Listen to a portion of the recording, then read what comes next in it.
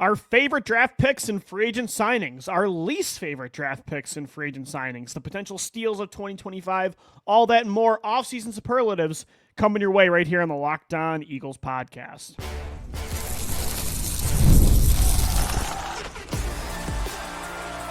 You are Locked On Eagles, your daily Philadelphia Eagles podcast, part of the Locked On Podcast Network, your team every day. We thank you so much for making Locked On Eagles your first listen each and every day. Welcome into this Friday edition of the show. I'm your host, Louie DiBiase. This episode is brought to you by the Amazon Fire TV Stick 4K. Turn any TV into your Xbox. No console needed. Head to Amazon.com/Fire TV Locked On to learn more. Appreciate you guys tuning in Monday through Friday. Apologies for the late recording on this Friday edition of the show. I've been battling the flu for the last 2 days. 102 temperature. This is my Michael Jordan flu game, but I got to do the pod. Got to be there for you guys Monday through Friday.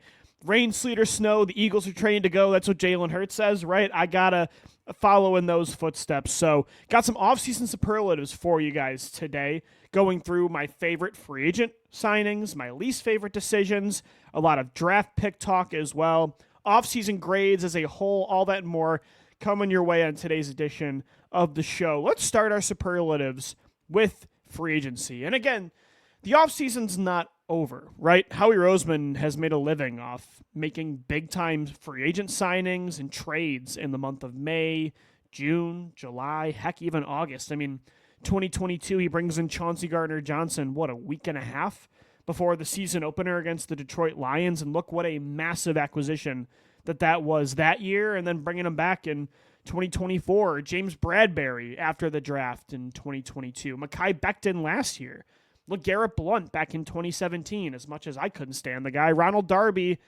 it was a fine trade. He was a starting corner on a Super Bowl team back in 2017. You guys know it took everything for me to say something nice about Ronald Darby there, but Howie could still make moves, but I would say after, I said on the show the other day, after the Dallas Goedert restructure, all the main moves that Howie was going to make, they're pretty much done through free agency, through trading, through the draft. I think this roster is pretty set for 2025. So since I feel like the offseason is pretty much concluded in a way, let's get into those superlatives starting with free agency. We'll start with my favorite signing of 2025. It was re-signing Zack Baun. I think this is the obvious one now. There were some other moves that I really liked. I really liked bringing in Azeez Ojulari. I like kicking the tires on, Joshua Uche. I do think as well, you look on the offensive side of the football, adding some depth at running back, bringing in A.J. Dillon is something that I did like the idea of. Stylistically, he's the exact kind of running back I wanted to add behind Saquon Barkley. But I do think re-signing Zack Baun was the one move in free agency I felt like they had to make. Yes, would I have liked to bring back Josh Sweat? Of course. Would I have liked to bring back Milton Williams? Absolutely. Those guys were instrumental in winning the Super Bowl. If Darius Slay came back for one more year, would I have been upset? Not at all. I think he was a very underrated piece of the puzzle in 2024. But I understood why all of those players left. I think considering all of the offensive players that are getting top 5, top 10 contracts, when you talk about in the future, these A-tier core pieces like Jalen Carter, Nolan Smith, Quinyon Mitchell, Cooper DeJean, so many of these guys are eventually going to have to get paid. You can't keep everybody. You can't keep all your B-plus players and pay them like A's. And as good as Milton Williams was last year and Josh Sweat, they weren't A-plus core pieces. So I understood letting those guys walk. But Zack Baun, you could not let him go. I think he is one of those long-term core pieces. He was at a position that it was going to be harder to replace him. You have Nakobe Dean, but Zack Baun was, I think, a lot less replaceable than, you look at Milton Williams. I think Moro Ujoma, Jordan Davis, now Ty Robinson can make up for his production by are they going to completely make up for his production by 100%? Probably not, but can they make up the production by 70 to 80%? I'd say probably. Can Nolan Smith and Jalix Hunt and Azeez Ojulari and Joshua Uche, can they make up for the lack of or the loss of production from Josh Sweat leaving? I think so. Zack Baun was a first-team All-Pro inside linebacker last year that was able to sack the quarterback. He was the number one coverage graded linebacker in all of football. He was so good against the run. He would get turnovers, interceptions. I mean, look at that diving pick I put in the graphic for our YouTube viewers from Super Bowl 59. He's in his prime. He's 27 years old. I just feel like he was the one move that you had to do. And they did it. They paid him the fourth highest average per year salary of any inside linebacker in football right now. That was my favorite decision of the offseason in free agency. My least favorite decision was trading away C.J. Gardner-Johnson. And now a lot of you saw a short that I posted the other day when I said Andrew Makuba is the most important replacement starter in 2025 because I think C.J. Gardner-Johnson could have been the biggest loss of any of these departures this offseason. A lot of you did not agree with that because you said, and you are correct, a lot of you mentioned how he was a liability in man coverage last year. That's true. I think he allowed about 9 touchdowns. He was not good in the red zone from a coverage standpoint. But with that being said, what C.J. Gardner-Johnson provided in value in the turnover department, 6 interceptions last year. His energy and leadership, I thought he was a much more mature player. Still brought that crazy Joker-like troll energy to the position, but I thought he was a more mature vocal leader this year than he was in 2022. I think he really stepped up in that department with less voices, less veteran voices in the locker room than there was in 2022. His energy, like he really did set the tone. He played with such an intensity that gave this team an identity on defense. It gave them a grit, a toughness that they did not have in 2023. I also think his intensity against the run was so valuable. I think he was a liability as a tackler early in the year, but after the first month of the season, coming off the bye week, starting with that Cleveland game and on, I thought he was a really good tackler. He was a really good enforcer. I mean, there were some big plays he made in 3rd and 4th and short situations against Atlanta, against the Rams. So, yes, he wasn't the greatest man coverage safety one-on-one, but that wasn't ever what made Chauncey Gardner-Johnson great. I think it was his ability to turn the football over as a too-high safety, his ability to come down in the box and make big plays, his intensity, his energy, his leadership. And trading him away, I was not a fan of that. And yes, maybe you didn't want to pay him long-term, but I still think one more year of Chauncey Gardner-Johnson was better than the swap of picks on day 3 and then getting Kenyon Green back in that trade with Houston. Now, if Andrew Makuba ends up hitting as a second-round pick, they're not going to really feel the effects of losing Chauncey. But at the time, before we knew what the Eagles were going to do in the draft, trading Chauncey Gardner-Johnson away was my least favorite decision. And although I'm a big fan of Makuba, I would still rather have Gardner-Johnson. 12 interceptions for the Eagles in 2 seasons in the last 3 years. I would have paid him an extension. So I'm a bigger fan of Gardner-Johnson than most.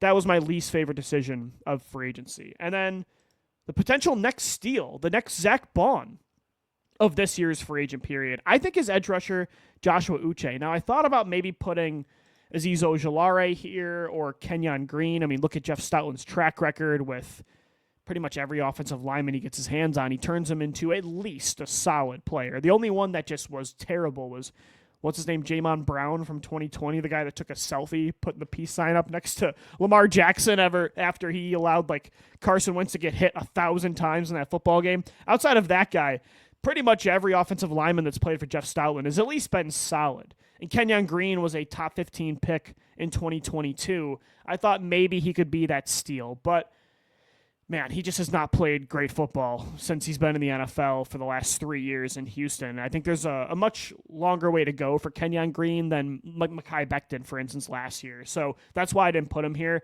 And while Joshua Uche was pretty much a healthy scratch when he was with the Chiefs last year after losing a starting job with the Patriots and Bill Belichick's defense before he got traded, I still think he could be the next steal because I think the reason he fell out of favor in New England and Kansas City was that he wasn't a really good first, second down run stopper. Now, if the Eagles use him the opposite way of Bryce Huff last year, where they wanted Bryce Huff to be an every down player because they paid him to be that guy to replace Hassan Reddick, if they know right away from the jump who Joshua Uche is a situational pass rusher where you use him on third downs and obvious pass rushing situations on, second and long, then I think they could turn him back to his 2022 form, where he had double-digit sacks for the Patriots. This is a former second-round pick from 2020, and I really liked his traits coming out of Michigan. He's an explosive, bendy edge rusher. If you use him in the right way, I don't think New England or Kansas City really had the right role for him. I think he could be, I'm not saying he's going to be a top 2 edge rusher for this defense, but I think considering how much they paid him, it's pretty much nothing on a 1-year deal. This could be an absolute steal. Like, this could be this year's version of Zack Baun, where, Ojulari, I think, is the safest bet for the pass rushers they brought in. I think you're going to get what you get normally from him, like 5 to 8 sacks. Josh Sweat, pre-Super Bowl caliber player, like a good, not great pass rusher. I think Uche has the highest ceiling. So if we're talking about a potential steal in free agency, I'm going to go with Joshua Uche. All right, guys, let's get into draft superlatives. Coming up next, this is the Locked On Eagles podcast. Today's episode of the Locked On Eagles podcast is brought to you by Amazon Fire TV. Did you know that your Fire TV is also an Xbox? That's right. Turn any TV into your gaming and entertainment hub with Fire TV Stick 4K devices. No console required. Just grab your paired controller, subscribe, or sign in to Xbox Game Pass Ultimate with EA Play included, and you're ready to go. Dive into hundreds of premium titles included, like EA Sports College Football 25. I'm a big Call of Duty Zombies guy. You can play COD as easily as you stream your favorite shows. So head to Amazon.com/Fire TV Locked On to get started. Xbox Game Pass Ultimate subscription and compatible controller required. Available on select devices including Fire TV Stick 4K 2nd Gen, Fire TV Stick 4K Max, 1st and 2nd Gen, and Fire TV Cube 3rd Generation. Thanks as always for making Locked On Eagles your first listen each and every day. Off-season superlatives is what we're diving into on this Friday edition of the show. Let's continue this segment with some draft talk. So I went through my favorite signing of free agency, which was re-signing Zack Baun. My least favorite decision was trading away CJ GJ. The next big steal of the offseason and free agency, I think, could be edge rusher Joshua Uche. When it comes to the draft, my favorite draft pick, although I loved them bringing in Drew Makuba at safety in the second round, them finally not settling at safety after losing an impactful player like Malcolm Jenkins or Chauncey Gardner-Johnson. I will say my favorite pick, though, was the first round selection, trading up for Jahad Campbell.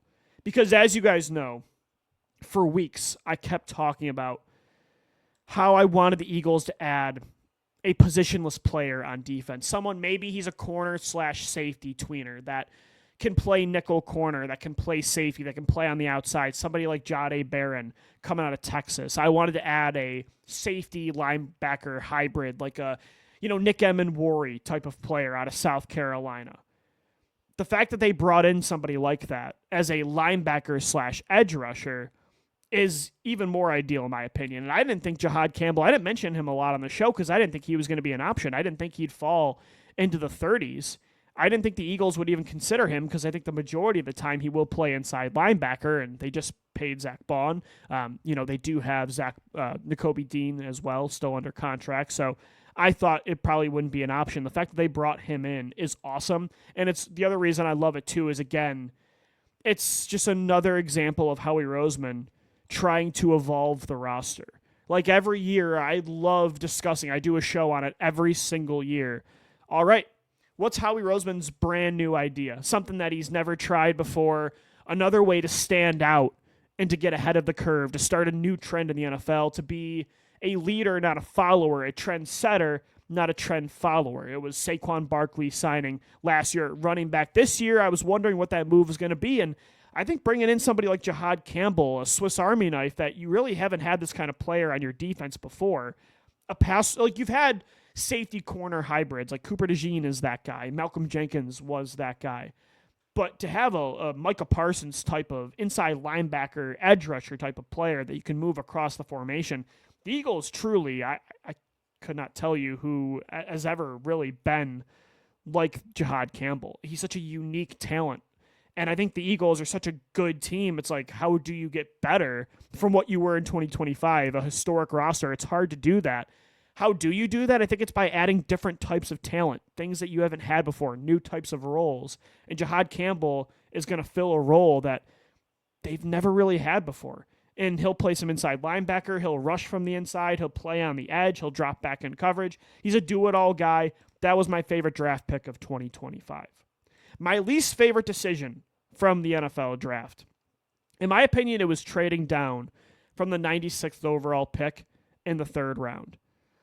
I just feel like the Eagles were going a little bit too far, and I like the idea of having a lot of swings at bat in a bad draft. Day 3, they had 8 selections.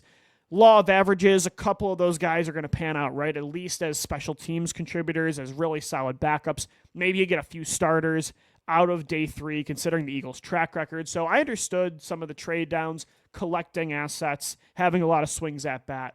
But I do feel like they went a little bit too far with it in the third round. I would have liked to have a third-round pick. They went down from 96 to 101, and then they traded out of the third round completely, had a pick in the top of the fourth round, which ended up being Ty Robinson. And although I like Ty Robinson, I think he's a solid player. I like that they added a pass-rushing type of player at defensive tackle to help replace Milton Williams. For me, there were some guys that I really liked at 96, like, for instance, Gunnar Helm, the tight end out of Texas. Although they brought back Dallas Goedert, still don't know what the long-term future is at the tight end position. I would have liked to add somebody like that as an upgrade over Grant Calcaterra, or there was, Charles Grant, who could have been a solid guard/tackle, a versatile piece. I just think that 96 had some good options that I liked, and I wouldn't have traded down. There were even some wide receivers that I was intrigued by, so, I don't hate it. Again, I understand the philosophy of it. I like that they had so many draft picks on day 3, but if they would have had 5 or 6 instead of 7 or 8 picks, I think that would have been fine. Also, considering how many day 2 and day 3 selections you have next year, that was probably my least favorite decision. And then I think the next big steal of the draft, we talked about in free agency how that could be Joshua Uche. I think the next big day 3 steal through the draft could be Texas tackle Cameron Williams.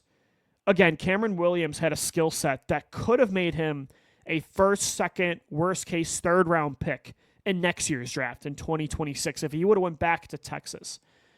But because he went into the draft this year where he didn't have a lot of tape, dealt with some injuries, some up and down play, he fell to the 5th round. Or was it the 5th round? I think that could be a potential steal. He has a day 1, day 2 skill set with his size, his athleticism, his power, his wingspan. I think he moves well, mirroring pass rushers.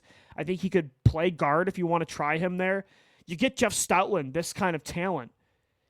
I think that's really exciting. And it was between him and Miles Hinton because I love Hinton's size and power as well. I think Jeff Stoutland could really make him the next really big, powerful right guard that eventually takes over right tackle long term. So I think one of those two are going to be a steal. Gun to my head, though, of the two, who do I like better? I think Cameron Williams is just a better overall talent. Hinton is the bigger player, and I'm always enamored by guys of that size, especially like a Howland Pierce. They signed as a UDFA out of Rutgers, 6'8", 341 pounds at tackle.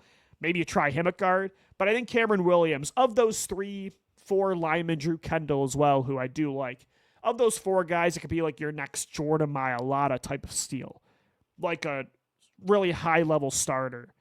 I think that will be likely Cameron Williams of those guys on day 3.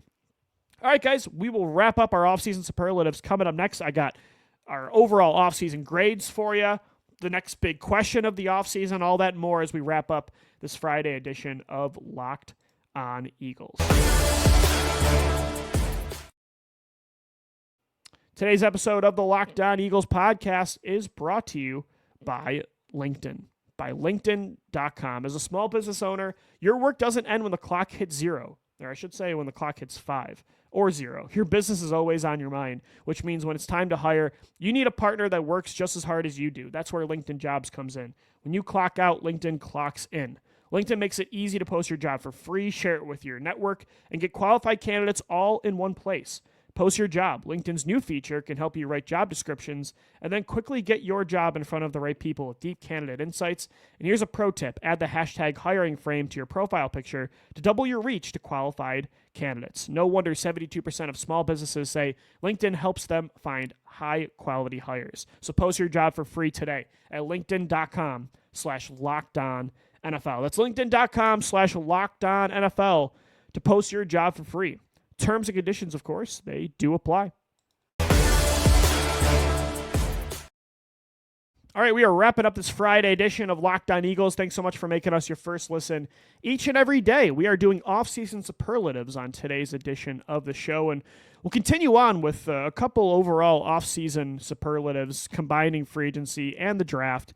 And our first one is, after all the main free agent moves have been made and all the draft picks have been decided, what is still the biggest remaining question on this Eagles roster heading into 2025? I know they just brought back Dallas Goedert for 2025, but the biggest question for me still remains, what is the long-term plan at tight end? Like, they made Dallas Goedert take a $4 million pay cut, going from $14 million to $10 million. He's 30 years old. He's had a very extensive injury history. The Eagles are making disciplined decisions financially. They're not really paying guys at every position. They're not paying guys of this age a lot the last few years. So is Dallas Goedert gone after this year? If so, are they guaranteed to draft a tight end in the first 2 rounds of 2026? I'd say very likely. If Dallas Goedert's gone, do they target a younger free agent like a Kyle Pitts next year? Fool me once, shame on you. Fool me 1,000 times if you're Kyle Pitts. Shame on. I can't get fooled again, right? As George Bush said. I don't know. Maybe they do re-sign Dallas Goedert. Maybe, his market again dries up next year and he just accepts a team-friendly 2 to 3 year extension with Philadelphia and he stays put. I'm not sure what the future is.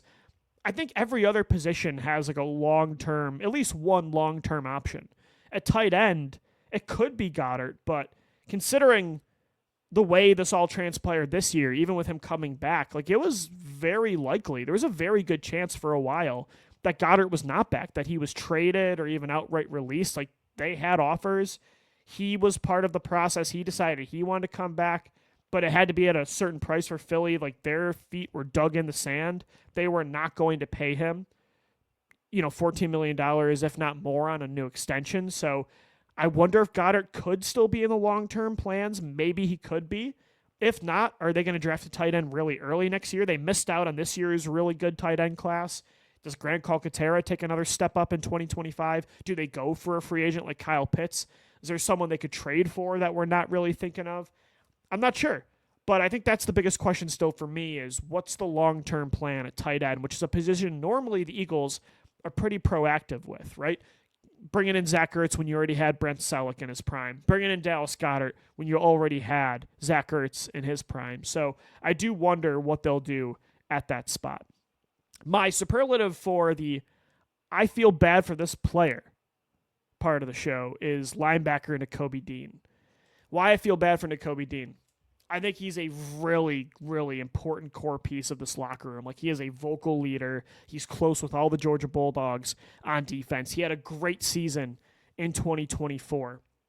He's young. He suffered that injury in the playoffs. He missed out on the final 3 playoff games, the Super Bowl run. I feel bad for him in that way. And I feel bad for him because I think Jihad Campbell is going to be a stud. I think he's going to be a stud. And I think he's going to mostly play inside linebacker. I think that's where his ceiling is. So as good as Nakobe Dean is, considering the injury too, he might not have a job to come back to at some point. Like, he'll always be a rotational key piece of the puzzle if he's in Philadelphia long term. But he's in a contract year as well. And what if he comes in and Jihad Campbell just beats him out and he's playing better and they keep him out there and Nakobe Dean's like a rotational third linebacker? That could hurt his, contract, his market, and free agency next offseason. The injury, missing out on last year's playoff run. And again, just like the reality of when you're a really complete roster, you still got to make draft picks. And you might have a good option as a starter there, but you bring in somebody potentially better that could upgrade the spot. It's nothing Nakobe did wrong, but between the injury and the talent they added in Jihad Campbell, I don't know. Depending on when he comes back, like if he is healthy for week 1, I think he will start over Campbell. But if he misses like a couple games, at least a month plus of next year, and Campbell really gets going, like if he's as good as Quinyon Mitchell was from the jump last year as a rookie, or Jalen Carter was in 2023, I feel bad for Nakobe Dean because I don't know if there's going to be a starting job for him to come back to. So, and he's a great guy, a great leader. He was really good last year. I think he was one of the most underrated players on the Eagles defense. Even that first half against Green Bay in the wild card round, he was all over the place against the run. He's such a good tackler. I think he got a lot better in coverage. He's a really good player. I think he'll be a starter somewhere long term. I don't know if it's going to be in Philadelphia, which I can't believe I'm saying. If you would have told the Lou from December that he'd be saying that, he would have said you're crazy. All right, one final superlative.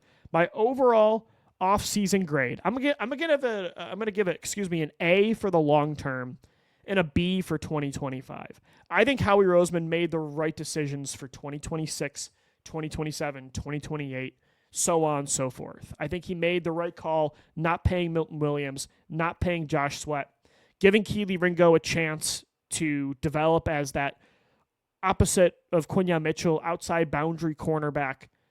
I think those were all the right moves for the long term.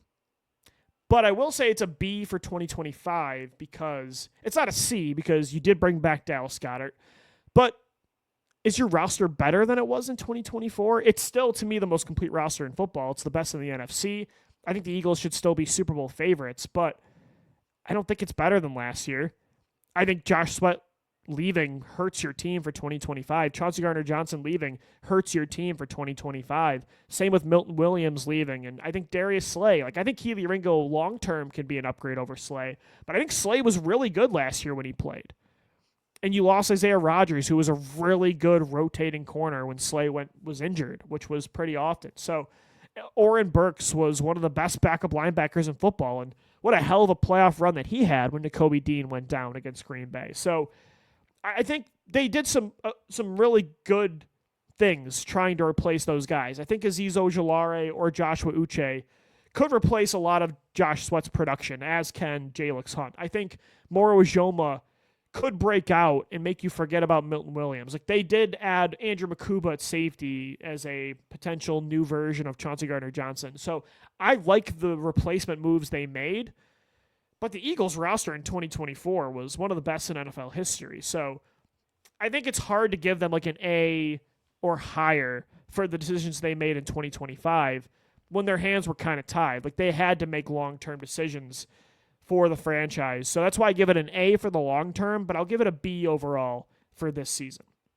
But again, they did do some smart things for the short term. Bringing back Dallas Goedert made me feel a lot better about them balancing the long-term and short-term objectives. So that's why it's still a B and not a C. All right, guys, that's going to do it for today's edition of the Locked On Eagles podcast. Thanks so much for making us your first listen each and every day. We'll see you next week, Monday through Friday. Got 5 more shows for you. The schedule comes out on Wednesday, so plenty to talk about. As always, thanks so much for downloading, watching, and listening, and let's go Birds. Fly, Eagles, fly.